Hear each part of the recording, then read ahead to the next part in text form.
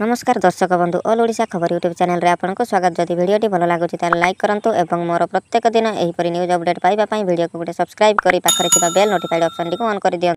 College campus हेब निशामुक्त। अध्यापक और अध्यापिका देवे anti drug declaration. College campus हेब संपूर्ण निशामुक्त। केवल छात्र छात्री नुहे अध्यापक और अध्यापिका माने एणिकी दाखल करेंगे एंटी ड्रग डिक्लेरेशन। विधानसभा स्टैंडिंग कमिटी यही सुपारिश करिछि। एने सूचना देइछन्ति विधानसभा स्टैंडिंग कमिटी अध्यक्ष भूपिंदर सिंह। ए निष्पत्ति को 662 कॉलेज अध्यक्ष संघ स्वागत करिछि। आज विधानसभा बसिथिला विधानसभा स्टैंडिंग कमिटी बैठक। एथिरे कॉलेज कैंपस को निशामुक्त करबा पई सुपारिश करा जायतिला। राज्यर सबु युक्त 2 युक्त 3 और विश्वविद्यालय यह नियम लागू करा। किछि दिन तले यूजीसी छात्र छात्री को एंटी ड्रग डिक्लेरेशन देवा लगी देशर सबु उच्च शिक्षानुष्ठान को चिठी लिखिथिला, जहाको राज्य सरकार वर्तमान लागू करिसंती। एबे एही नुआ नियम अनुसार अध्यापक और अध्यापिका माने एंटी ड्रग डिक्लेरेशन देबाको विधानसभा स्टैंडिंग कमिटी सुपारिश करिछि। एहा द्वारा कॉलेज व विश्वविद्यालय कैंपस निशामुक्त होई परिबो।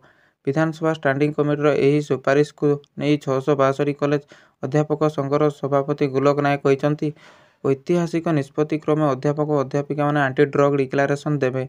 यह एक स्वागत योग्य पदक्षेप। यह को संगठन और अध्यापक और अध्यापिका तरफ स्वागत करुछु।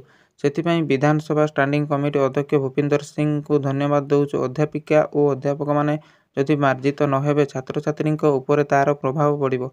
तेणु आमे मार्जित हेबु और आम पिलांको मार्जित करे बोली श्री नायक कहिसंती।